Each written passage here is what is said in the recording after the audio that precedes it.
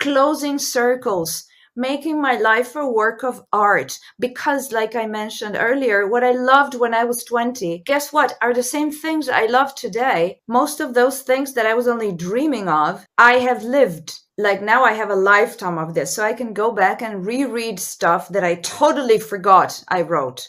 Because you do forget. You think you remember, but memory, wow, this is such a distorted mirror. I have very cool stories and very cool ideas to share about almost, anything. Welcome to the Polymath Polycast, highlighting your multidisciplinary life, showcasing that it's okay to do many different things. Hello, I'm Dustin Miller, Polyinnovator. Today I'm talking with Federica Bressan, a science communicator, author, speaker, host of the Technoculture Podcast, and Doctor of Science. Thanks for joining me on the Polymath Polycast. Thank you so much for having me. I know we're going to have a great conversation today. What was your mindset 5 years ago, and how have you changed since then? Well, 5 years ago was a long time ago. Especially, I don't know how you picked 5, because it's a significant amount of time in anyone's life. It's a good period of time to see changes.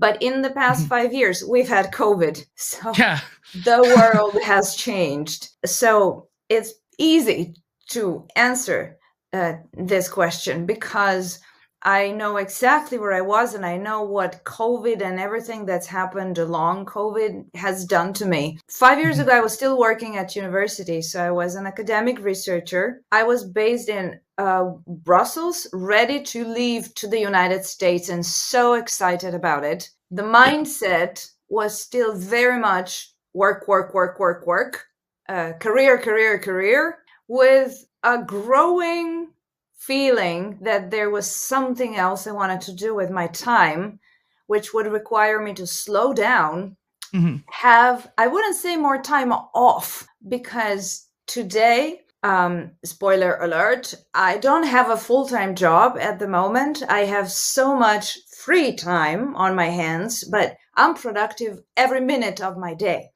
So it's not that I was craving holidays or doing nothing, but just probably the shortest way to say just dropping out of the rat race. I was particularly focused on my career. I loved it.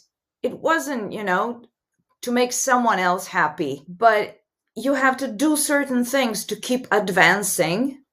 And it comes a time where you say, why am I doing all this? What is the end goal exactly? I mean, the rat race does not have an end. You just keep going and going, anyone more, anyone better. But what for? And so I started feeling that I needed to change that to fulfill other aspects of my life, if you want to nurture my soul or find meaning in life in different ways.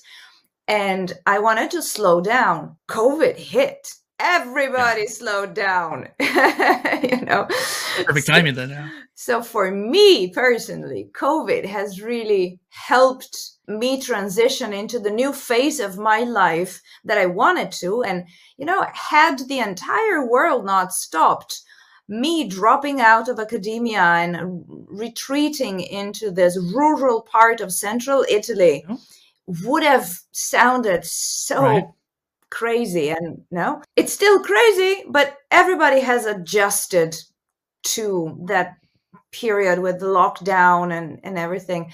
So me, for my life 5 years ago versus today, with the COVID episode included in there, it went from being still fully absorbed and launched in my career to living in Brussels and then New York, to living in rural central Italy, doing different activities, all of which I love. I do because I want to, and I don't have a full-time job. And that's so my life is just set up in a very different way that I very much like. And it's slow. Yeah. I wouldn't say slow because that's still relative. Like slow, how slow, or slower than that? Then what? It's just the right pace. It seems, I think that question is really interesting because everyone who answers it always answers it in a unique way. And COVID often comes up. And I'm curious to think about, like, a few years from now, what will people say? It's after COVID, like 5 years then would be after COVID. But COVID definitely is an accelerant of change, and it changed a lot of people's lives. And you were trying to escape the rat race, and so you wanted to slow down. And because everybody slowed down, it kind of gave you an excuse to even accelerate the acceleration, if that makes any sense at all. And so Yeah, it's kind of exactly. Was a catalyst for slowing down. Yes. yeah. And 5 is an interesting number because 2 years ago doesn't really matter. Like 2 years ago, like 1 year of progress is a lot. 2 years of progress is a little bit more, but that's still like around 2021, early 2022, where we're still kind of coming out of COVID. And then 10 years ago is so long ago. You're back probably in high school at that point. Like it's such a different experience. It doesn't really matter. 5 is that unique number. I think I stole that question when I first started doing this show from some famous podcaster, maybe Lewis Howes or something like that, where it gets everybody opened up at the start, and then all the other questions kind of make more sense because you have a frame of reference kind of thing. 5 years is a very good number. Actually, something that has always excited me about life in general, and at least my life, but it's something I have infallibly tested, is that every year, not necessarily at New Year's Eve, but at any point during the year, I look back and I see, where was I a year ago? And it's always a very different situation, so that 1 year in a person's life can make a big difference. And this has always just fascinated me and excited me, because then you think, where will I be in a year from now? Like, who knows? It could be a different place, doing something different, not just here with different clothes. It can be very different. So imagine, but 5 years, I don't know. I mean, we can talk about this all night. But 5 years, like you said, 10 years is too much. 10 years. Yeah. Who knows? It was a different person back then. This show is prone to tangents, and so it's all good if we feel like it's an interesting topic, especially since it brings up the idea of note journaling kind of thing. I try to do a journal daily. I'm not used to it yet, but I'm trying to do it more. Then there's the weekly and monthly and even quarterly journals, and those have different purposes too. Like you can plan your month ahead, quarterly alignment of where you are in life. Are you aligning with your virtues and values? But then yearly is a unique position where you can do a review, like you said, of the past year. Like, how have I changed over the past year? But then you could also do a preview of the next year. Like, what do I want to accomplish this year? How can I maybe organize my months into some sort of plan? Because life's going to happen. You're never going to plan everything down. But it's good to have some sort of idea of where you want to go this coming year. Yeah, absolutely. Absolutely. Actually, this is something that I often think about in this phase of my life, meaning not just my age, probably counts. I am 43, but also the type of life I'm living now. And that is, you want to live, you want to make it count, you want to make the most of it. So you get in a rush to live. You don't want to postpone things, and even to plan things 5 years from now, or stuff that just requires time. Sometimes I say, am I okay with that? Or when you want to eliminate something from your life, something that is, some good, some bad, and you're like, ugh, I really don't like the bad, but I'm losing the good as well if I get rid of the whole person or situation. And in ideal terms, on this path to constant improvement, like there's an end goal where everything will be clean and perfect, then it makes sense to keep getting rid of all these things. But on the other hand, some things do require that you get rid of them, like terrible, terrible things. But there's so much of that middle space of things you don't like, but they don't kill you. People you don't really like, but it's not so bad. And you say, life is short. Do I really have to give up all the good? Can I compromise, or can I, look the other way? Can I compromise on these things? This sounded weird, what I just said, but why do I say this? Because, wow, this is all about, is life short? Is life long? That's a whole debate. I think it's just the right length, after all. And then it's not short. I don't think you can say it's short, but certainly every time you stop and look back, wow, that time is not there anymore, So I guess that when you approach the end of your life, you look back and you say, oh, wow, it's gone. And we don't live thinking that we have a limited time. We tend not to think about that every single day of our lives. I think about death, an interesting higher number of times a day than a regular person. So I do try to live meaningfully. I do try to make it count. But it's hard to strike that balance when you find how much you're willing to postpone things just because it's reasonable. Certain things just work like that. Even if you just start going to the gym today, you cannot expect to see serious results before 6 months, right? So life has things that take time constantly. When you learn something new, oftentimes it takes time. You have to be patient. But then Yeah. on the other hand, I'm saying this because 5 is just such a good number in a person's life, because when you think in terms of decades, you can boil it down to, for some people, you can count them on a hand or a little bit more than that. When you count years, they are in fact kind of so many that you stop making sense of them. All the Christmases, all the New Year's, you say, I have time. But 5 is that sweet spot in which you can actually measure your life and say 5 to 5 to 5 to 5 to 5. Okay. I can plan in rounds of 5 years. I can give myself checkpoints every 5 years for very meaningful achievements or to see how things go.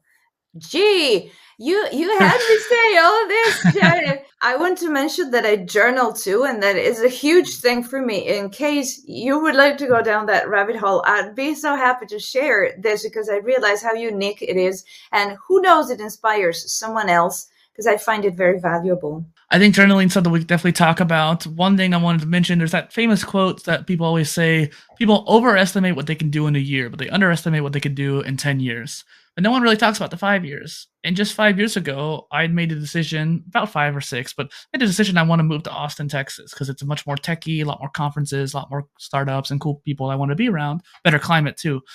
And it's taken me about 5 years. Like, I'm very close to doing it this year. And I realized I was so impatient with myself. Like, I want to get down there. But due to COVID and due to other situations, I wasn't generating enough income for it. But now, 5 years later, it seems like I'm actually going to be able to do it this year, hopefully relatively soon. And it's just interesting to think about how sometimes in your head, you might have a plan that you want to do in the next year, maybe 2. And it's going to end up taking like 5 years to do it. And that seems like a really long time, but it's going to blow by so fast. I have always, when I was younger and I was accumulating degrees, something I loved about entering a new, curriculum is that I would know this is 3 years. This is divided in years. This is divided in semesters. This is divided in exams or courses. It's all so clear and it will take me there. So exciting that the path is laid out and it's so certain. It gives you the feeling of certainty. But something else that's really interesting that I want to bring up right now, I have a sense this conversation can get really, really, really meaningful about things that you normally don't talk about because they're subtle or they're unusual. You cannot just bring them up. They kind of require just a little bit of context and explanation. For example, and it's not difficult to understand. It's just something that, for example, I have not heard anyone else say. And that is that precisely when I found myself living in the woods, I just moved to a small town, but I spent 2021, 2, and 3 living in the woods. Right. Here in central Italy. Very nice experience. That's where I wrote my novel. So life was different. I thought there's so much about my current life that I really like. And look at me. I mean, all about my life that people may need to know or not, whether I have a family or not, children or not, married or not. I support myself financially. I have a car. I have my house. I have music instruments. I have books. I wrote a book. I just, try to look at my life. And I had to tell myself, wow, this is my dream come true. Actually, I never set out a plan to achieve this situation exactly, but it reflects me so much. If I look back at who I was at 20 years old, etc., these are the things I loved. These are the things I made happen for me. I have worked my tail off for 20 years, like I said, very focused on career and doing things. I managed to save some money, thank God, because with COVID, I did lose my job. My career in academia sort of ended. I relocated here and I spend my time now, not only, but say mostly, walking in nature, reading, studying, listening to things, studying for nothing, for my own enjoyment. I'm not in a lifelong learning program. So I have the privilege of connecting with people and focusing on that connection at that moment, making people important because I'm not in a rush all the time. Sorry, gotta go. Sorry, oh my God, tomorrow I have the meeting. I don't have those worries. So I can stand by my values and embody them every day of my life. And I didn't have a plan for this, but it did hit me one day that it was not a coincidence at all where I'm living and what I'm doing. So there are long-term plans, I don't know, that are just either unconscious or built into ourselves. And they are almost life visions that we will achieve because this is what we deeply want. And we will create those consequences for ourselves, right? The deep beliefs that truly guide our lives, they will happen they are years in the making. So technically they require time to come into being, and you could call them plans, but they are deep plans inside of yourselves. I feel that I have accomplished this in the past 20 years of my life. I don't know what I'll do in the next 20, probably just enjoy it. Well, now you have a chance to actually enjoy it. And those wants and needs that you have fulfilled for yourself, for your younger self, where you're thinking, okay, I want to have a sword. I want to play instruments. I want to be able to write a book. I want to be able to walk in nature and be exposed to that natural element.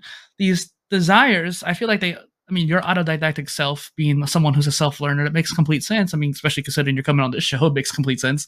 But the idea of these are things that I want. One of the polymathic traits is curiosity. And what do wants and needs, or where do wants and needs come from? It comes from curiosity about certain things. Oh, as a kid, I was curious about what that toy was. Well, that toy is a Lego set. I really like that now. Now I want that. That was curiosity that got indulged by finding out what it was. Eventually, you get that Lego set on Christmas and you're happy. As an adult, we don't have that same feeling as much, but just tomorrow, I'm getting a new camera that I've been wanting for a while. And one thing I've noticed over my life is that when there's something I really want, I look into it a lot. I might even look into it for a whole year before I actually go and buy it.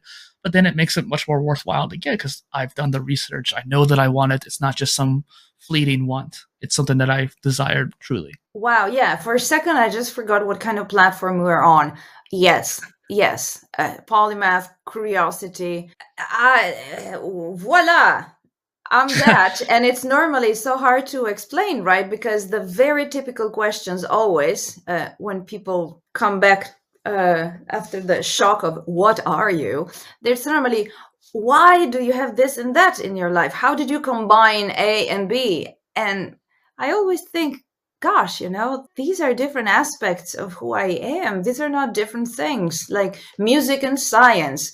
They go together so well that I have a feeling that we at some point had to separate them because of the level of specialization that we are at today. So you either study one or study the other, but they're one. Like, in fact, historically, polymaths, today they would be called generalists, which is a bit of a pejorative term. Maybe rightly so, because today, in fact, you cannot know everything and be an authority. You can have a vast culture, but that's a different thing. So curiosity, absolutely. And congratulations on your website and the whole idea of also the podcast, which is just one of the things you do.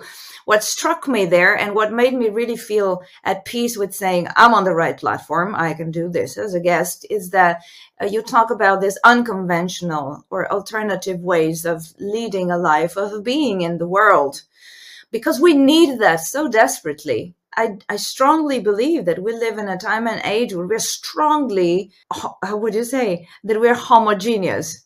Yeah, we're all kind of the same. Yeah. Yeah. Can you tell English is not my first language? So we're in a time where one of the most common mantras on social media is be yourself, be unique, be your true self, be original. Actually, every time you are, someone, slaps you or says something bad. Be yourself, yeah, but not like that. We live in an age where we're not very free to actually just be who we are. Every aspect of our lives is very normalized, actually. Of course, not legally, not to a point that you can't do, for example, see women rights. I cannot marry, I can travel, I can teach at university. So I'm not talking about things I cannot do, almost like that. What we're still experiencing is just culturally something, limitations in our minds of what we can do. I often think, how is it possible that the middle class or bourgeois life, that you go to school to get an education and then get married and have a certain amount of children, and your apartment should look like that, or the house, and this is what you do, and you have that appeared on earth not that long time ago. How has it become the only way we know how to live and the only model you should stick to? And everything else actually that diverges from that is alternative and unconventional. There's a lot of different things there we could bounce off of. I think that the whole idea of generalist and polymath, the Renaissance person is kind of what you referred to as someone who knows everything, right? In the Renaissance, you theoretically could know everything because there was so little knowledge accumulated across humanity, but there was still very deep knowledge areas. I don't want to answer the polymath too much. It's one of those things where being curious is a natural trait for people who are polymathic. Obviously, that's something that we're talking about a lot. But in society, that curiosity gets kind of tampered down, pushed down a little bit. Don't be too curious. Don't be a black sheep because you want to be part of this social tribe. But the ones who are successfully able to continue their curiosity, indulge in that curiosity more throughout their life, I think are more successful, are more able to achieve success because they have more skills that they can work from, that trans-contextual knowledge. And I mean, one thing that's really, you mentioned too, is that you have multiple degrees. You pursued a PhD and all these different other degrees. What was your life in academia like, considering you spent so much time in it too? I think I was very lucky in academia. Academia is a place that's very normalized, and it's being normalized more and more. But something that I liked about it, or that I just acknowledge about, is that it's still a very diverse place. And when you enter a PhD, or when you have, an experience in academia as a postdoc or for a number of years, or for example, I didn't end up becoming a professor, so I dropped out. So I've had about 12 years in academia, which counts for something, that you can have a very different experience, almost like, the Wizard of Oz. Everyone sees something different. I think I was lucky, speaking of this, because I'm aware of different experiences. And initially, because the way you start out, I would say, is as a PhD student. What makes a whole difference day and night is your supervisor. If he or she is actually committed to mentoring you, to letting you develop into a mature researcher, scientist, academician, or not. Because unfortunately, it's not always the case. And that's why I'm saying I was very lucky, with pros and cons. But bottom line, I was lucky. And I had, the luck to be mentored by someone who had been mentored in turn by someone who is now retired. So we're talking a little bit about old school academia in Italy. But this is not to say old in any way. I actually just find positives in that model, which is less objective knowledge in how to be in academia, the academic life, how to organize your work, how to conduct your research, how to network, how to treat with peers, and how to treat with those above you as a young researcher, how to deal with professors. And why we go to conferences, how to be in a conference, how should I talk about my work in a conference? Because why am I going there? What's the goal actually? To tell everyone about the job, or to inspire them, or to network, to make them curious, to look for collaborators for further projects, maybe. Why do we publish? How does, like, it's a whole world. Academia is a world, and you have to know how to navigate through this world. And I find, unfortunately, that more and more nowadays, but even back then, I said the less lucky people, I say, are, it's all very impersonal and very technical. So about why do we publish? How should you write a paper? How do you pitch a paper to an editor, etc.? There is a seminar. How to do this. No, I've learned all of these things by working elbow to elbow with my mentor across months. So this is a knowledge that you absorb, that you see him do it, and this is how you learn. And this is why every PhD candidate, will be different from another, because of course they will, but also because they will come from a different mentor that has a different style. So there is space for personalities in science and research. Though there are the professors that want to keep everything under their control. There will be the professors that are, even in their older age, closer to retirement, really eager to listen to whatever ideas the PhD students may come up with, fresh ideas. So you will have different meetings. So there's no how to conduct a group meeting. And I was lucky because I was mentored this way, and it's paid off across my career. Besides, many things have worked well, and I deserve my part of credit then for, walking on my own legs, or with my own feet, how you say that in English, for becoming independent, for taking off, for leaving the lab where I was trained. I moved abroad. I got a prestigious scholarship and then another. That's how I went to Belgium first and to the United States then with a Fulbright grant. Still very proud, but somehow I have to credit, and I owe much of, my ability to be successful, which is then my credit for the work I put in, to how I was, if you want, raised or mentored in academia. That's rare, and I'm glad I could say it here. I still believe that it's very important to not forget that it's a knowledge that's almost passed down, and you don't do that with a series of seminars on how to. Knowledge is passed down, learning from your mentors, and it makes who you are in that field a unique way, because you're based off of the person you learn from, but then you also add your own twist. And that kind of made me think of earlier too, you mentioned the whole balance of music and science. And to us, especially, and the people listening in, music and science obviously come together quite a bit. Math and science come together quite a bit. Math and music come together quite a bit too. Depending on your point of view, you can definitely see the bridge between those areas. And one thing that I try to highlight on the show, that every polymath is different too.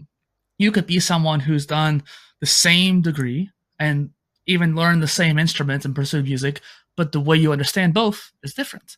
And I'm definitely wanting to explore that down the line too when it comes to the dynamics of that. But the idea that even if you pursue the same area, you are a different person, your transcontextual knowledge and understanding of these different fields are different too. Unique. I shouldn't say different, but unique. Thank you for saying that, because in fact, something that I am so sad to see that we don't have enough of is knowing how to value and highlight the unique backgrounds, the unique personalities. There are countries, and unfortunately Italy is one of them, where the degree counts more than who you are. Complex cultural reasons and all you want, I don't like it. Because when you need to hire someone, you don't look at what you can actually do or who you are and how you will be able to fit in the team, how fast you will learn, what your motivation is. I know that in other countries it's a bit different, although in general now, because education is so normalized, you assume that someone who has a degree in that has the same knowledge of someone else who has that degree. And it's not the case. They are different people. And those degrees, of course, they make sense because we cannot all just be self-taught, follow our passions, because there's no way to validate, verify, compare those type of knowledges. Fine, especially for medical doctors and, people you really want to,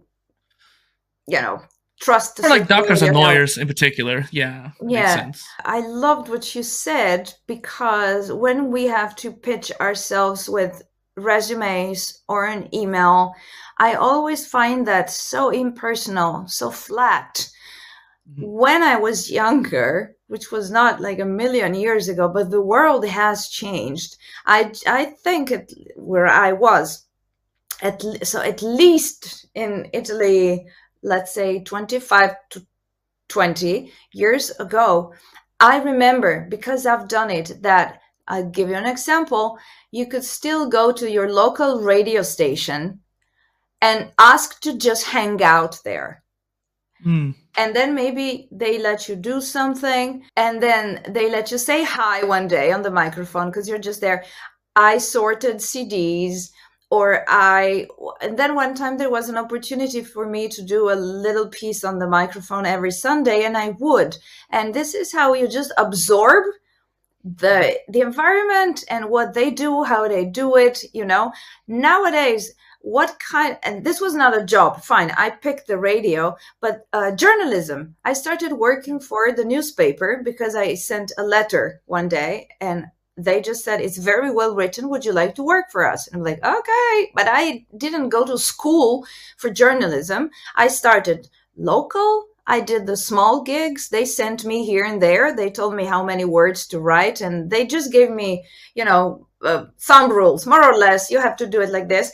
And by doing it for years, I really developed a craft, I knew how to do it. And that's why, for example, journalism will be one of the activities that I'm not necessarily, no, okay, if you want to make a school for it, make it, but not make it obligatory to go to that school to be certified or licensed to work as a journalist. It's one of those jobs that you can learn on the ground. Sound engineer, same thing. It makes, actually, by the very nature of the job, it makes no sense to go to school 3 or 5 years, just school, and then go and do the major gigs on the ground. Historically, this is how you start. You go and sit next to the sound engineer during the concert for months, and then you learn because you're curious. You ask, why did you do that? And you develop a completely different type of knowledge, mastery, craft by doing it this way. Did this make sense? Yeah, it's about the skill itself. We established that, okay, with doctors and lawyers, you technically need to go to school for it. But for most degrees, you don't necessarily need to actually have to go to that degree in order to learn the knowledge. In fact, in a lot of cases, you want to actually learn it with getting your hands dirty and doing the actual act. Like you said about, sitting in, I was a lifeguard. I would watch the swim lessons happen every weekend when they had them or whatnot. And I was very curious about it. And I would ask the coaches too, like, how did you teach this or whatever? And I would watch very intently how people taught. And I would see multiple different kinds of instructors teach. And so I got the pull from each of them. Same thing happened with water aerobics too. I eventually became a swim instructor and water aerobics instructor purely by observation. And I didn't get a certification for it. Technically, there are some out there, and technically I might have been supposed to, but I still taught better than some of the other instructors that were around me because I cared enough to actually keep learning even when I started. I didn't just stop learning. I kept doing it. And like you're saying, it's more about the skills itself. And imagine in a less structured or regimented world than our own today, go back in history just more than 100 years, all the people that moved, for example, to the United States, but this was true everywhere, you just need a job. So maybe you're a carpenter for a while, and then you help, the local dentist, I don't know, for a while. And then then you open your own shoe shop for a while. We lack that today. You can do different things in your life. I've been a musician, journalist, teacher, and radio host, and now I published a book. A researcher at university. You can do different things, but I would love to learn other things, and I know that it's not as easy as walking up to those who do it and say, can I just watch you? Because you will probably, right. And I'm serious, I don't know in the States, but I'm serious for most things over here. If you just ask to sit there and watch, not possible, because you need a reason to be there and insurance, because nobody wants the responsibility of whatever may happen if you do something. And I'm like, guys, what kind of a world have we built that seems to be founded on the fact that nobody wants to take the responsibility? Yeah. Going back to the degree thing, though, one thing that I thought was really interesting, I was watching this TikTok, and I wanted to tell you about it before I forgot, actually, too. The idea of these Harvard kids and these people who are going to these Ivy League colleges in the U.S. that are pretty notoriously, or not notorious, but pretty like prestigious and well respected, and they go to these interviews and they're like, "Oh, I went to Harvard," and like they think that means something to the person that's interviewing him. And to some places, it might. Like if you're going to some law firm or something like that, then maybe yes, it matters. But for the most part, your degree does not define who you are. It defines sometimes what you know, and it's kind of a piece of paper saying, "Hey, I did learn this," or I went to school at least, and maybe you didn't learn it, you just partied the whole time or whatnot, but you obviously passed, so somehow some of it managed to stay in you. But the point is, there was like this one company that hired an Australian person who doesn't know anything about Harvard and United States schools. They pull him into the interview, and that's the person who's conducting the interview. And so the kid is like, "Oh, I went to Harvard," and he's like, "Okay, right, like I don't care, like what does that mean?" Right? They don't know what it was, like they didn't care. Who are you without that degree is the real point of that whole scenario there. Do you have anything besides that? Are you curious? Are you any kind of confident? Do you have that persuasion? Are you able to do the rest of the interview without having the blankets or protection of that degree? Absolutely. Sometimes when you're suffocated by your roles, I'm a researcher, I am this, and you lost direction and you look for the meaning of your life, it's a very good question to ask yourself, who am I if I strip myself of all degrees? The way I read it, this is a quote actually, it just said, remember who you were before you had all your degrees. It's not the same thing as stripping myself of my degrees that would be right now at my age, but remember who you were. It actually, it inspires you to actually think about all those things that I mentioned. For example, I loved when I was 20 years old and magically I made happen for myself. Had I not, looking back would be of help because I would be off my path right now and I would be lost. And I would say, what did I like before all of this happened? Also, because I was in academia 12 years and I was successful, when I quit, I had so many people tell me what a shame it is because I was good at it. And I understand I was good at it and it's somehow a shame, but that I should continue because it's a shame, don't I want to be a professor? That's like the path. That's what you do. That's what's next for you. And isn't it desirable to be a professor at university? And I just felt that I didn't want that, which is hard enough to accept because we are so conditioned. How do you not want to be a professor at university? It's so desirable. And I had to be honest with myself and say, I don't see myself being that. And the pressure that I felt from outside to just keep doing what I had been doing because I had been doing it, like, it's a shame to stop now. Like, does that mean that I'm a slave of not so much my talents and passions because now I live here in rural Italy and some tell me I'm wasted because I'm not using all the knowledge I have. And I can agree to a point, but that I was a slave of circumstance. I should become a professor just because now I was successful in academia. Like, it's wrong. Like, it's incomprehensible. Like, it's a waste. And I'm like, no, that's when you're a slave. That's when you're not free anymore. That's why when you don't choose about your own life.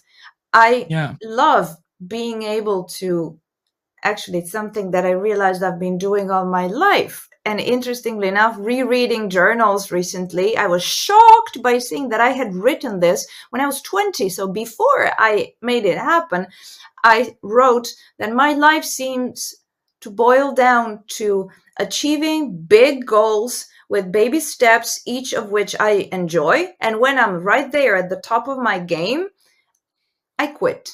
But because I want to, because check, I've done it. Like, I'm good. Move on to the next one. Yeah. It's so elegant to quit when you're at the top of your game. You want the beginner feeling again. So there's a few different things I have to mention to you because there was a lot of different really cool ideas that we talked about there. You don't want to be a slave to academia, and I understand that. And to me, as someone who's outside of academia, I find that it's a really unique perspective because I've talked to a lot of people who are masters and PhDs, and in my head, okay, I understand now the societal norm of getting a master's after the bachelor's. You're almost guaranteed to get a bachelor's now for the most part. Like that's pretty traditional. The master's is still a little uncommon unless you're getting an MBA or you're trying to go to a specific field. You might not get a master's. You can just go off with just a bachelor's. But then getting a PhD is like the next step, and that's like for some people, like they get a master's, they want it because they want that field, but then they're pressured into getting a PhD, even though you don't really need to at that point unless you really have a specific reason to research that field. That should be your choice. It should be something that you shouldn't be pressured into. And then the other step forward after that, after getting a PhD, you become kind of almost this hyper specialist in that field. Well, why do you have to become a professor? Just because you've got a PhD, and it doesn't mean the next step is professor. You're a hyper specialist in this field. You can contribute to that field in so many different ways by working for a company, becoming a thought leader, doing something different. Your teaching ability is not just the pathway of professor becoming a professor. It could also be content. You could create content based on your fields of knowledge. I mean, you have a podcast already.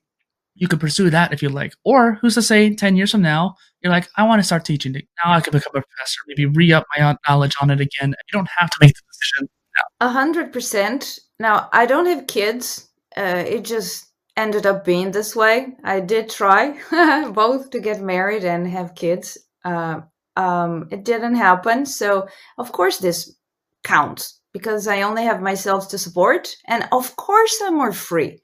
Of course, I am. It saddens me somehow when I see people my age, and I have seen them, when we were younger, when they were having kids, they would at some point have to give up good part of their freedom because they really need a job now, because they really need the money, and they start making compromises. And this is not going where you think it is, like that's wrong, or I'm sorry for them. No, it's just how it is, and it's life. Right. And most of them actually chose to have a family, understood what the territory came with, or how you say that, and they did it. Fair enough. Like this thing that we all have to realize our dream life and pursue our dream job is a little bit of a rhetoric. Not everybody does that or has to do that. And there's much more to life than the dreams and the ideal life. There's just being happy and contented every day of your life. Perfectly possible doing any type of job. So you will compromise depending more or less on the situation and the circumstance. But at the same time, I think, just in general, that people need to be reminded of what more they can achieve. They need that inspiration. For example, I don't know if this is inspirational, because it doesn't mean to be. It's just a very genuine place inside of me that's always been this way. It's not inspirational to me. Actually, it almost comes from a place of there's no other way I know how to be in this world, which is, how can I accept to do something that I don't like every day of my life, considering that I'm just here for this limited amount of time, which doesn't mean short, limited, and that I love life. We don't know. And now with modern medicine, we just take it for granted that we will all reach old age, which is not guaranteed. So we're just here for this limited amount of time. And I love life. I'm curious, as you say, there are things I want. I want to know. I want to see. I want to learn. I want to experience. So just like everyone else, I thought that growing up, I would at some point find an occupation and just go to my workplace every day. And I managed not to do that. But it wasn't obvious. I just thought, oh, look at me. Now I'm a musician. Okay, now I don't make enough money. Okay, so I need something else. I was a teacher, and then I changed it. So actually, whatever I've done, I always manage not to fall into the very, very, very traditional 9 to 5 job. There's nothing wrong with the 9 to 5 job, because in the beginning in academia, I pretty much worked like that. And also as a teacher in school, you just go to school at that time, come out at that time. It's not like I'm free, I'm bohemian and travel the world. So I don't know. I just hope that everyone is living their truth, materializing it, because whatever it is, because if they don't, I do not comprehend them. I don't know how they do it. I need to live the way I do. I think that there's not, the word compromise almost seems like a negative. Like someone just deciding to have a kid, they're bringing life into the world, they're happy what they have to their child. It's not that so much they're compromising their own happiness for it, because they get new happiness in a different way. It's a different kind of happiness. I do understand that. What I do think is interesting is the idea of opportunity cost. I don't particularly believe it. As someone who, has been entrepreneurial and studied business throughout my life, I've always been interested in that field, being a businessman. That was my dream when I was like 8 or 9. I was like, I want to be a businessman.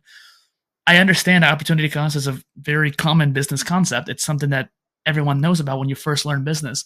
I do not believe it truly exists, because if you make a decision based on this or this, and you're like, I want to spend the next year doing this, plan A, well, then you cannot do plan B. But who's to say you can't do plan B later on? Yes, there's certain opportunities, like in academia, you can choose between this professor or this professor, and then maybe 2 years later, that professor might have passed away or moved on or something like that. Then yes, you lose the opportunity in that particular case. There are certain situations where I guess opportunity cost does exist. But in most cases, if you're patient enough, you can do both. And I find that there's certain things where people think they're compromising by choosing one thing, but in actuality, you just got to push it down the line. Just one more thing before we move on to the next question here too, is this idea of these shows. I started doing this show in 2020, and in that year, I was really, really gearing up to do my solo content. I had a whole plan of like 1,000 posts that I wanted to make over the course of the next 5 years, and I failed to do it in 2019, so I re-engaged myself in 2020, was prepared to execute on that. Then COVID happened. And all of a sudden, everybody was stuck at home, and I had the opportunity to talk to a whole bunch of people in a very short amount of time span. And I was like, I'm going to do that. And while I could maybe try to do both at the time, and maybe I should have, I probably did too many interviews in a short time span. I don't regret that decision, because now it led me down to talking to you, and I get to use these clips and episodes to build the channel. I made that decision. I don't feel like it's an opportunity cost, because now I'm focusing on doing both. And now I have the skills to do both. Yeah, and actually being here and talking to you is meaningful to me. This is a very well-spent evening for me. It's evening for me here. It's still, the sun is up where you are. And the fact that we have the technology that allows us to connect first to how we met each other, and now I don't know. I'm grateful for these things. I pay attention to things I'm grateful for in my days.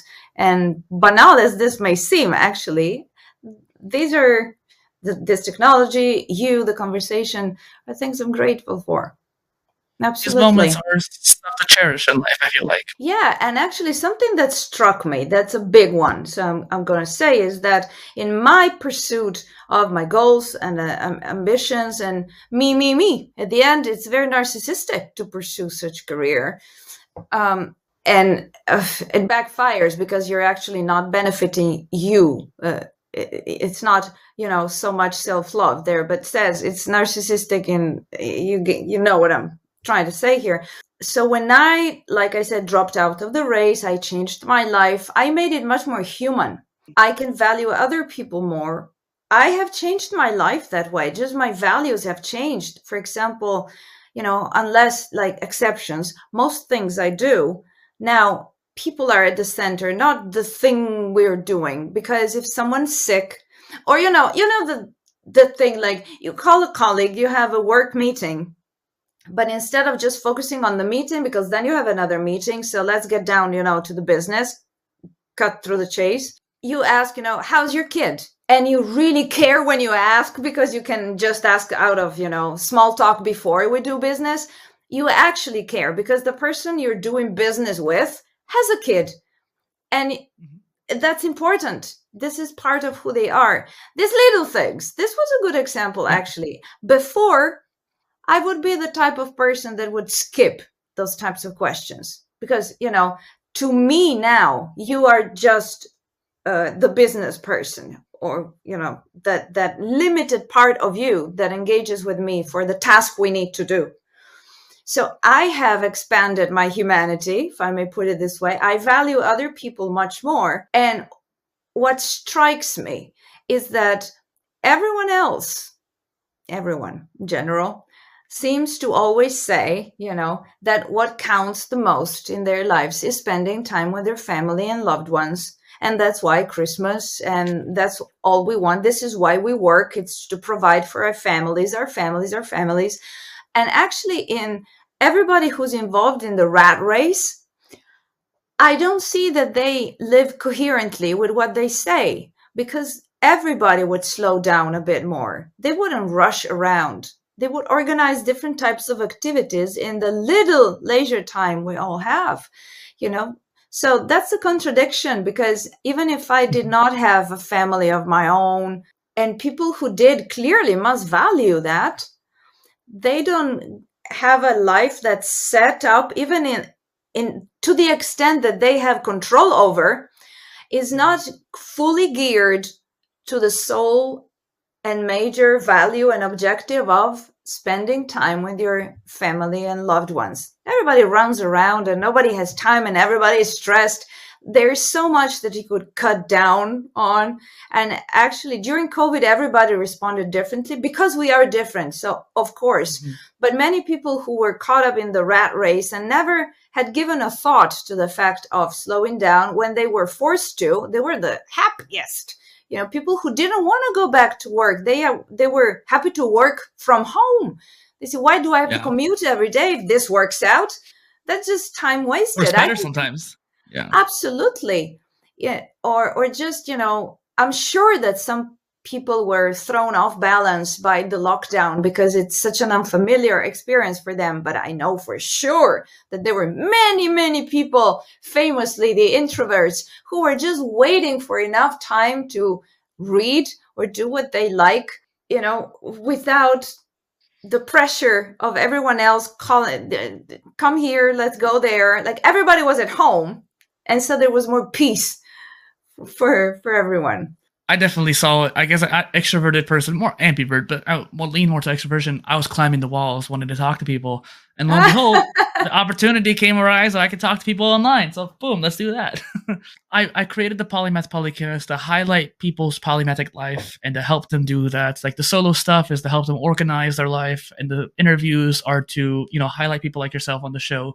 And sometimes there's certain guests that'll come on who've never heard the word before, or maybe they didn't see themselves that way. They were so suppressed by the specialist mindset that they didn't even think that generalism was a thing, or even they realized that they were one. And you can see the light in their eyes kind of explode, where it's like, oh wow, you see that realization, like, I am someone who's polymathic, that kind of thing. Something I like to ask all my guests is, what is a polymath to you? Like, as in today, not as in Leonardo, as in today? To you. It's not about the time, it's a matter of your personal view.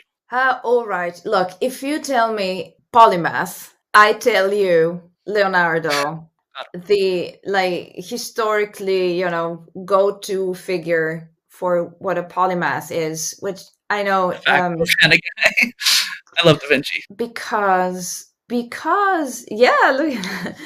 I mean, it's nice that you use this word for your podcast, because I know, what you're suggesting, the idea you want to go for. But in my mind, I don't know anyone that would deserve this label today, least of all myself, because polymath is something more than just being knowledgeable in different fields or having interests in different fields, even having degrees in different fields. It's something more that, probably nowadays cannot be achieved as back in the day, when we always say there was little to know or less to know, or the amount of knowledge was limited. Every time we say that, I say, easy, because that's in part true. It wasn't a small accomplishment to know about astronomy and anyway, mathematics, for how limited it still mathematic, but then you're also a good artist. And back then it meant that you know how to produce your own colors. So chemical reactions and substances, literature, languages, at least Latin, big languages from that time. So what is a polymath to me? A Renaissance man. Just that. I mean, if you tell me polymath, I do think of Leonardo and the likes. It's interesting to think about how all these different terms fit in together. And I've talked to people about that. Like some people see themselves as a multipotentialite or multipotentiale kind of thing, where they're the potential to do many different things. And there's some people who really like the jack of all trades mindset. They're handy at everything. And there's the generalist, like you were talking about earlier, where they have that wide range, and that's real key. It's like it's not really about depth per se, but it's more like wide. And you're not a jack of all trades, a novice kind of thing. You can do a lot of different things pretty well. And then there's kind of like the Renaissance person who is good at everything. They're almost kind of like the prime example, like you said, Da Vinci. Da Vinci is one of a kind kind of thing, where he's 15 different expertise, if not more per se. The idea of that Da Vinci level kind of polymath, I almost see as like as I call it, a universalist polymath, someone who really is good at everything. And whether or not you could achieve that nowadays, I feel like is a fun debate to have at some point. But the polymath itself, multi-expert, being curious. There's people who are doing dissertations on that, masters and PhDs at this current time, trying to figure out how do you define what a polymath is. No, I struggle with this definition and with your question. What I can tell you, and I have no idea how it sounds, but it's very true. Just a fact from my life, because of just whatever I've been through, which is probably of zero interest to your audience. So I don't know if anything I'm saying today is interesting to your audience, because I know my life is interesting, but precisely because maybe a little bit of this polymath aspect or it's so much. It's so much. I have very cool stories and very cool ideas to share about almost, anything, but to just jump on a show like this and nobody knows me and I just start talking about the bourgeois life and then academic life, it seems so random, and it's not. And what I want to say is that I have always pursued knowledge out of curiosity and passion, and I carry that knowledge with myself. I use it to live. It's part of me. It's not just to show off that I know facts. So it's part of me. And it is the case that because of this erratic life I've led, I have knowledge in languages or in art or in history or in geography or in computer science or in music, or life experiences, from performing to being a journalist to traveling to backpacking to there's so much. And nobody sees me as this whole. I could say nobody knows me like that. And sometimes we will talk about something and someone doesn't remember an acronym or something, and I'll just say it. And they turn around like, how do you know that? And like, well, actually, in 1923, I was there, So I carry all of this with me, but nobody knows it. And at this point in my life, especially more than ever, I'll even shut up when that is brought up, because sometimes it doesn't sound like bragging if you don't say it like it's bragging. And I never want to brag about that. But some people will, let's put it this way, some people will sometimes be surprised by the things you know. And you just want to say, I know stuff. But so probably I fall into your definition of today's polymath, but I don't know what to say. Of course, I haven't, though, unlike Leonardo, it's not that I'm writing a treatise on architecture and I'm inventing new war machines or the prototype for an airplane. Tiny difference. I'm not comparing myself to him, but maybe, whatever, just to justify. I'll interject here. Yeah. Because I think that you're polymathic, and that's what matters. The whole show, like whether you come on the show or not, I like to have guests on here who are polymathic, and I can tell they're polymathic. And it's one of those things where being polymathic and being a polymath technically two different things, but you're eventually on that journey. I think we're all on that journey. Maybe by the end of our lives, you are like a Da Vinci. Like, who knows what you can do the latter half of your life? You're already very multidisciplinary. You've done a lot of different things in your life. And how you share yourself to the world is important. And there's a lot of ways of doing that, but there's not very many precedent on that. We don't necessarily have shows that highlight those different aspects of your life, which is why I wanted to make this show where we've only done maybe 3 questions on the list, you know what I mean? But we've had such a strong and great conversation. The point of this show is to have those tangents and to highlight those parts that don't normally get highlighted when you go to other shows or different ways of explaining yourself. I've been on 70 podcasts, and maybe only 3, 4, 5 have I actually been able to express my polymathic self, being able to indulge in different areas. And that's my point. We're at that time, and I guess in the world where we're realizing more and more as a society that journalism is getting better and better. There's this digital renaissance people are flourishing with.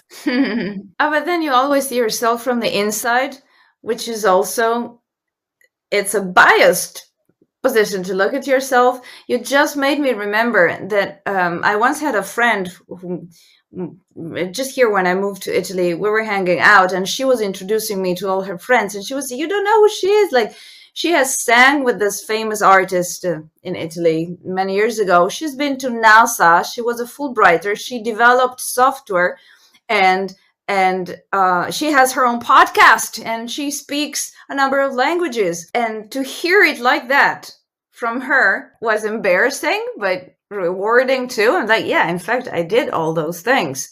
So you mentioned earlier about journaling, and I'm curious to see more about what your experience is with that. I try to do it daily. What's your kind of pattern? What do you prefer? It's a big thing to me. And I think that it can be a very important thing in everyone's life, because I started doing it when I was 14. And for some reason, well, initially, it didn't pick up really quickly. I was writing once every other day, and then I skipped a few months. But I kept going until it became a thing, and it became almost a need. At the end of the day, I had to sit down and, you go through your day again. It was an important moment. I would say like meditation in a way. Mm-hmm. And then this writing thing became like a dialogue with myself. And I started carrying my journal, which was a notebook just like this one, with me. And I would also not write just at the end of the day, but also wherever I was. If I had waiting time or I was on the bus, I would just jot down some ideas and some thoughts. So it became almost like a second life, a private life of a dialogue between me and myself. And I kept doing it for years. And I loved writing. Well, see, fast forward, I published a novel. So I do love writing, expressing myself with written words. And then I started keeping the journal on my computer when that age came about of, this technology. And just recently, I don't know, a couple of years, I started audio recording some journals. Not all of them. I still write. Now I can pick, I can alternate. But I do talk to myself, and I record audio journals. And very, very recently, I found a very good artificial intelligence tool to transcribe the audio to speech. And I was quite impressed by the results, because when you talk to yourself, you ramble, you say, I mix languages, all sorts of things. And I was quite impressed with the transcription. The transcript, the purpose of the transcript is not that of, reading really, but more of that making that audio searchable, so that I know where I talked about what. And so I have this wealth of material about my life that sometimes going back and rereading, even just like that for no reason, showed me the value of that. Like now I have a lifetime of this, so I can go back and reread stuff that I totally forgot I wrote. Because you do forget. You think you remember, but memory, wow, this is such a distorted mirror. And it's fascinating, because if it works like this, maybe there is a reason. It's okay. What we remember, what we forget, and how we remember certain things makes sense. But it's interesting to have documentary evidence of how you were feeling back then, how you were thinking back then. And sometimes when I reread, I get all sorts of emotions. Sometimes it's positive, sometimes it's negative. What I like to highlight is that, well, in a way, about the 5 years that we were talking in the opening of the show, it gives you a sense of how, as you're going through things in life, it's always now. For example, very banal thing, many years ago, not about today. I remember always writing in the journal, it's a tough period. It's a tough time. I'm having a hard time. Always thinking it's just now. And I was rereading this and I'm like, girl, I have news for you. You're tough times. This is your life. This is not a period of time. This is your life. You better fix it. And I wouldn't have realized that without the evidence there. So I thought, wow, okay, this is brutal evidence, very objective of my voice back then, of my pain, my joy, my thoughts, my feelings, what was going on. I reread it differently now. I'm a different age. It's just a wealth of material that I find so priceless to help me navigate my life today. It's something that you do. Also, speaking of long-term plans, that you have to build over the years because you have to put the material together. Now, I'm not saying everybody could do it. Everybody do it. Go and journal. It's not for everyone. For me, it was a need at some point. I wanted to. I needed to. And I did start my first entries when I was 14 to just write, today I've done this and I've done that. It's about, a record of the day. And then you start writing your thoughts. You develop, it's philosophical. You write about your dreams, the dreams you had last night. And it's so fascinating. And the cherry on top of all of this that I'm saying is that I digitized all of those notebooks. And slowly I'm transcribing them, very slowly. But the cool thing is that I can just go back and read, because by transcribing them, I have all of them in my computer and they're named by date. So it's easy to go and find out. And the audio is transcribed. And of course, the computer is already there. I have a database. I have metadata for it. It's a work in progress, but the structure is there.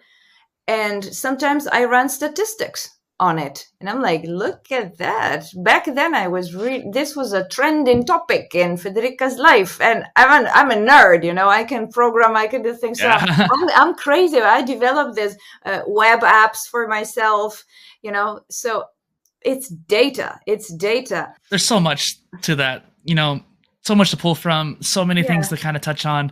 For one, I'm a nerd about it too. I'm not quite the science knowledge as you have, because one thing we haven't talked too much about, we've been very philosophical today, and we haven't touched too much on your science background, because you're definitely very much both, obviously. But what's really interesting about note taking is, like you said, when there's a really, I don't do a dream journal consistently, but when I have a really vivid and powerful dream, I am almost compelled to immediately write it down as soon as I wake up, because I want to remember that. There was some dreams that I still remember today, but I'm glad I wrote them down. And being able to put down your thoughts and have that concrete feeling on paper now, or in this case, now I use Obsidian, which is a great note-taking tool, and it helps you with searching. I love being able to search my notes and be able to find the thing that I want to find from 10 years ago. And one thing I find really fascinating is that there's new tools coming out. There's some tools that are made for transcription in mind, that you literally voice record your notes and it puts them, transcribe them into your notes, and it's both in one. And then there's also ways of doing that with Obsidian too. But what's fascinating about that is that something I talk about on my other show, which is about content creation, right? Making podcasts or videos or blog posts. When you're a content creator, you usually have an anchor type. And it's not something I've talked about on this show at all, but I feel like it kind of came up in point for what you're talking about there. You discovered how you like to write, and you naturally gravitate towards writing. And that's something that as a content creator, we find out, some people will start out as a blog and they don't really care for it. But they realize, oh, I really like being on camera and I like making videos. I don't care so much about podcasts, but I can just always take my video and turn it into a podcast. And then some people will do blogging and then video, and then eventually, long down the line, they become a podcaster, and they realize, I much more prefer this. And it's based on what kind of content you like to consume and or create. And everybody has their own particular favorite. And I just wanted to throw that out there. Yeah, absolutely. And back in 2002, I traveled to Luxembourg. And I journaled about it. But I also just remembered, remember going there. I wasn't drunk all the way, but I remember doing this. I didn't remember it was 2002. I just remembered that I had been to Luxembourg and I had seen a church in a short time that I had there, because it's not that I remember Luxembourg. If you go to Wikipedia, population and stuff, I remember my Luxembourg, what I have experienced then, before the internet and all of those things, when I was backpacking there. And I had all these memories, and I remembered that I had seen this church with very interesting decorations, because the style of the church wasn't quite Gothic, and it wasn't Romantic, and it was nothing like I had seen previously, but it existed. It was there, and it was very fascinating. So recently, fun fact, I decided to get my arms tattooed, both of them. As you can see, we're midway. Okay. And I had a dream in something. Recently, I was working on certain aspects, of course, on myself. I'm very focused on self-growth recently. I think that is a very difficult topic to tackle, systematically or scientifically. This thing that we all have nowadays, work on yourself, self-growth, heal. It's a tough one. It's much easier to get a PhD. It's much easier. And yet I believe that this work on yourself can be done systematically. So I'm fully invested in that. And I'm, spending, if you credit me with any brains, they are all invested in this now, and I'm getting somewhere. And I have sometimes very meaningful dreams. Now, that was a nightmare, the most dreadful nightmare of my life. And I woke up and I had stuff on my arms in the nightmare, and I reproduced them with a Sharpie. And so there's that's coming along. And then the decorations, I thought I really wanted decorations that look like those in that church, but I cannot find it online. I don't even know what it is. ChatGPT helped me there. My journal didn't, and I hadn't even looked at my journal yet. So I thought, what? And then I bought a sword, which you mentioned, which I'm so excited about. I bought a Templar sword, which is actually hanging right here. You can see it, but you will not understand what it is if you don't know what it is. But this thing here is hanging on the wall, is the sword that has some decorations. Thanks for rigging it up. I can pick it up and actually show it to you, because it's beautiful. It's one of the, I resisted buying it because what am I going to do with a sword? And it was a bit pricey and all of that. One of the best purchases of my life. I'm so satisfied. And to wrap this up, I just went to Luxembourg 10 days ago. I just decided to invest this money. I'm really careful about where I spend my money. And I thought, no, this is really meaningful to me. Also going back to how am I going to live my life? What matters to me in this life? Well, to me in this life, what is important is that I go to Luxembourg to check that church and those decorations and take pictures so that I can tattoo them on my arm. And I did that, and I've just come back. So the decorations on this arm mostly come from the sword. And on this other arm, I will have decorations that mostly come, of course, they're very consistent. They go together very well.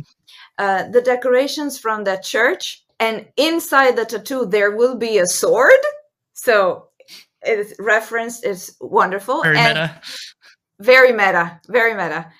And the last thing I did is look for the journals from back then, which was very easy to do because of my very organized archive, metadata and all. And I reread the whole trip. That was France and the Netherlands backpacking alone in December 2002. And indeed, I mentioned going to Luxembourg. First of all, it's hilarious because my journal is bloody hilarious.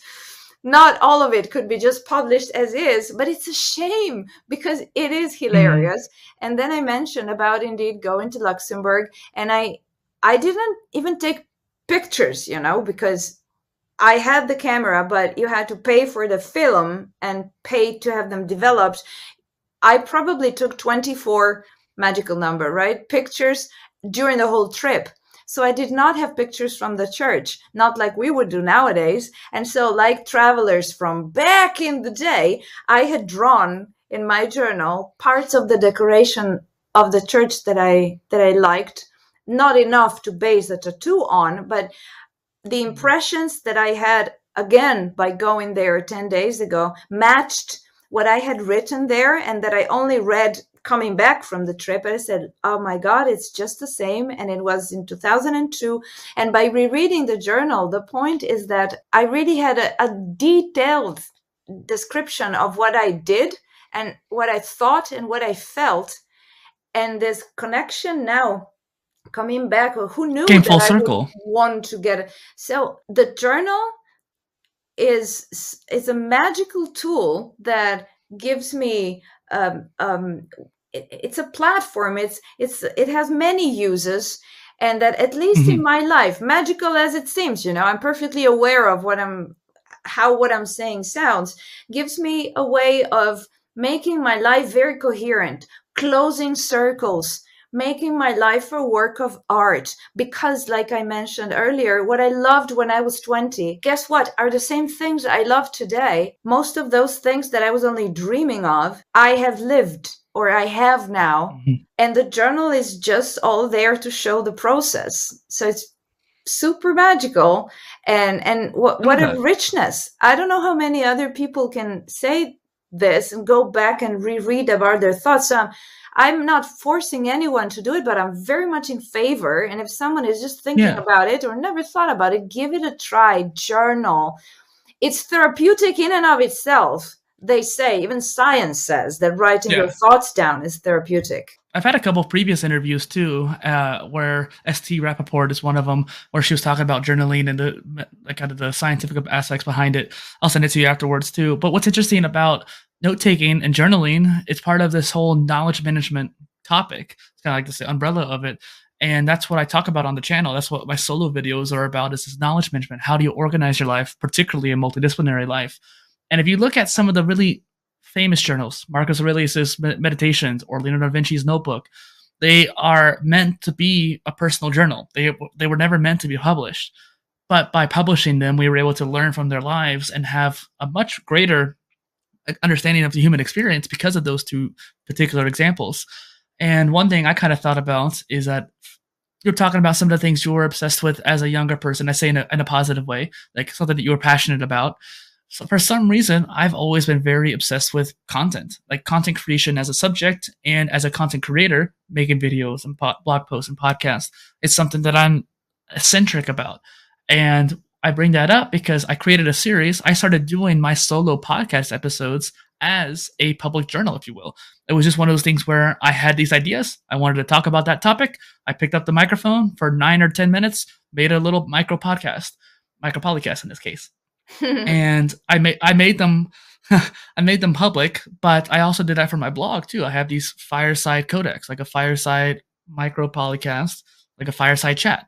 And I figured that's kind of what I thought about it. Yes, they're not my personal journal per se, but if I have something I want to think about and write it down, that's what I do. And I feel like that's a great way of expressing yourself. It's very helpful too when it comes to processing thoughts. It also shows your age. Oh, why? It shows your age because, well, if you were born in the early 80s, it would have been hard to just know I'm obsessed with content. And people would ask you, what are you talking about? Well, maybe back then you would want to be like a TV person or spokesperson. That's like their version of content creator. Yeah. Or a radio writer, host, like you said, or a journalist, yourself. Or a radio host. Absolutely. No, it's amazing. Well, I'm into technology. And I like to understand how it works as much as possible. I have some background to know that, but that's not my end goal. I'm much more fascinated by how it impacts people's lives. And all these new technologies that arose in the past, 30 years or less, have allowed for new types of creativity to come up, has allowed us to talk now, which is something mind-boggling because I cannot imagine what my life would have been had this technology existed when I was a teenager. I would have connected with the world, I was unstoppable back then. Imagine during my teen years, there was no internet, no mobile phones. The only good thing I can think of that comes from that is that knowing me and the teen age years I've had, I would have posted so many things I would have regretted. Like Yeah. Thank God social media were not there. But on the other hand, with the hunger that I had for learning, growing up in a small town in Italy, oh my God, had I had YouTube, had I had all the wiki house, had I had ways to connect with people, it's a different life. And You did. no, I don't envy. I've had the life I've had. I'm happy for the people who are Yeah. experiencing this now. Well, we had a lot of different things we talked about today already, and one thing we probably have to get on to next time is like the fact that you're a polyglot. You speak 7 different languages. You play musical instruments. There's tons of different things we could talk about. You wrote a book, for Pete's sake. One thing I want to kind of touch on before we wrap up is your Technoculture podcast. I figured that's something that's really important, and I can make sure I have links to your book in the description as well. I figured. Oh, it's available in English too. This is the Italian version. Mm-hmm. It's available as an ebook. I saw on your Twitter that you had multiple different languages and you're trying to get more languages for it too. I think that's really awesome. I think a lot of content creators, and I include writers in that case too, that they don't think about other languages as much. And we're actually starting to see, this is kind of getting into the meta of content creation, but we're seeing people translate their content into other languages using AI and different tools like that. And I think that's a really fascinating development. Oh, look, no question about it in terms of accessibility. You see, I'm old. Yeah. I'm old because I think that if you really must, it's nice to have a tool that helps you. But in principle, I love to learn languages because there's nothing. It's like absorbing a culture, the nuances, the usage of certain words. I love languages myself. Yeah. I cannot imagine not being motivated enough to learn any other language nowadays or in the future, because AI gets so good that it can just translate to your language any content in the world. It doesn't matter. It's a different thing to speak a language. So I put effort in that. And if someone, I don't know, in Russia who doesn't speak any other language would like to read my book, it's, again, convenient that AI can give them a working translation of that. But even when I translated my book in English and Dutch, I took the time to, still make it art. It's a work of art.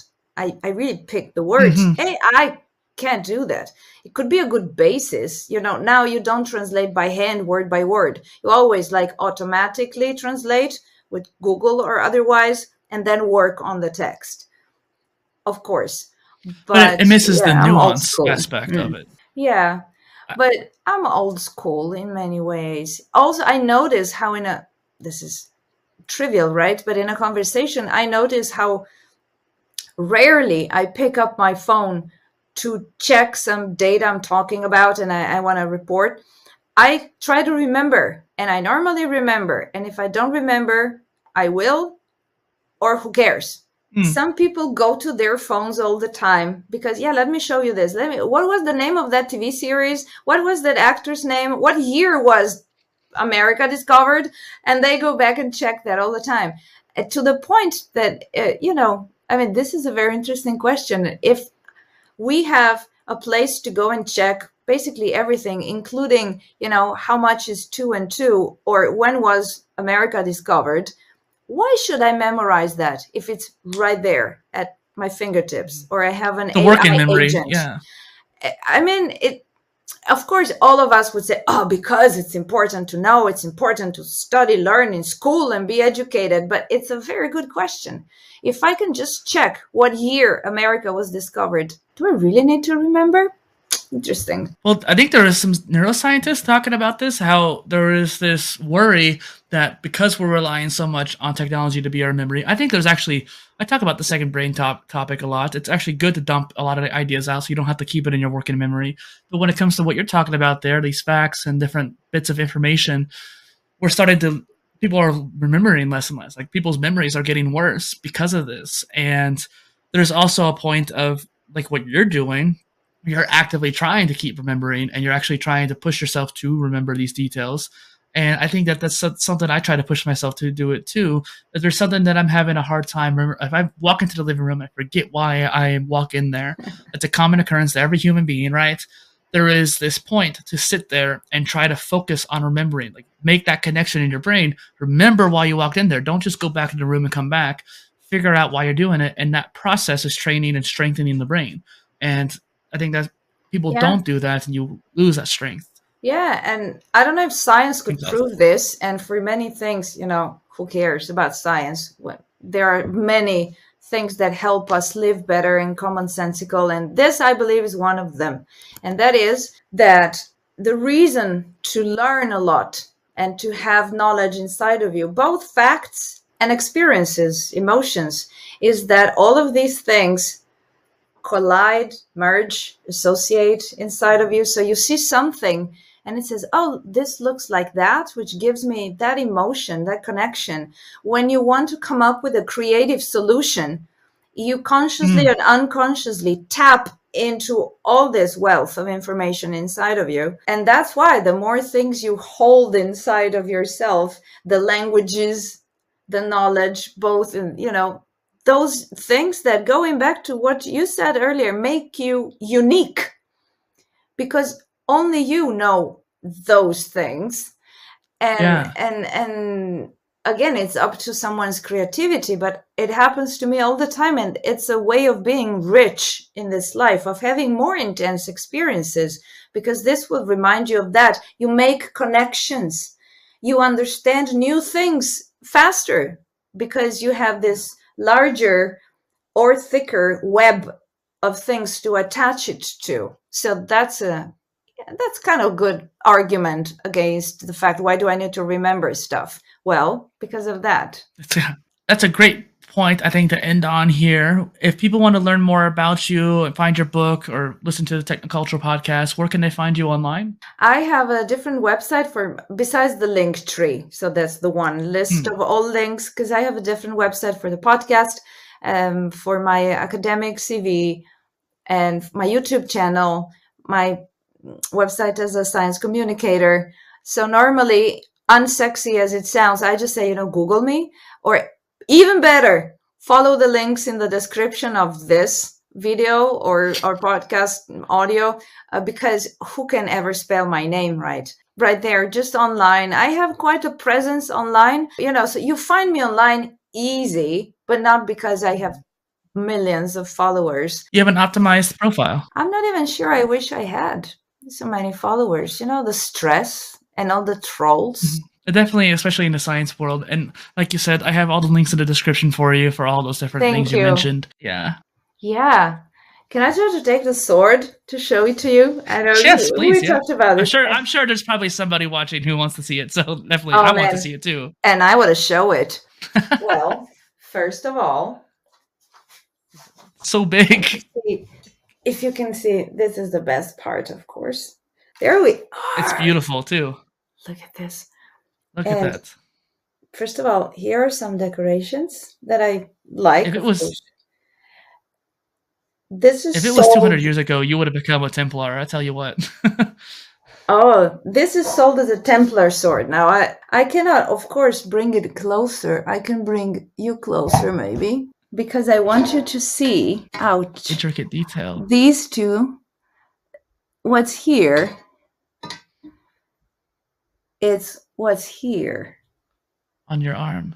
On my For those arm. listening in, there's these two little, gargoyles? Dragons, I think? Dragons, yeah. I love them. They're facing each other, almost like in portals, like gateways, like passages. They're guarding something, which is what Templars were supposed to do. I'm crazy about this sword. Of course. What you gotta learn sword fighting now. What does one do with a sword nowadays? Why do you have a sword at home? Well, to protect yourself for one, but now you can learn sword fighting. It's a new skill to acquire. and I love it. And imagine, so this is this side of the tattoo, and on the other arm, actually, I'll have something that goes with this very well, of course. And there will be a dragon that's been killed with a sword that looks just like this one, and the dragon being killed, believe me, it's amazing, is depicted just like that in that pose in that church in Luxembourg. It's a literal quote. if you want. It's not painted. It's actually a small figurine statue. Small. You took a lot of pictures of it when you went? I did, but it's high. I couldn't do it very well, but my tattoo artist was very good in, checking the pictures from every angle. And then by the way, that church, I just said church in Luxembourg. So stupid of me. If of course, I think it's my personal secret church in Luxembourg, but if anyone wants to check, it's simply the Cathedral of Luxembourg, Cathedral of Notre Dame in Luxembourg. And I don't know why it's not more famous than that. What do you call those pillars? What do you call them? Sorry. Mm-hmm. They are decorated in a way that you've never seen anywhere else. Go and check. I cannot show you now, but it's very unique. And there are other motifs from those decorations that we included in the tattoo. And next time you're on, you'll be able to show it off too. Me and my sword. Well, I love it. Once again, this is Dustin Polyinnovator and Federica Bressan on the Polymath Polycast. Thank you for coming on. Closing circles.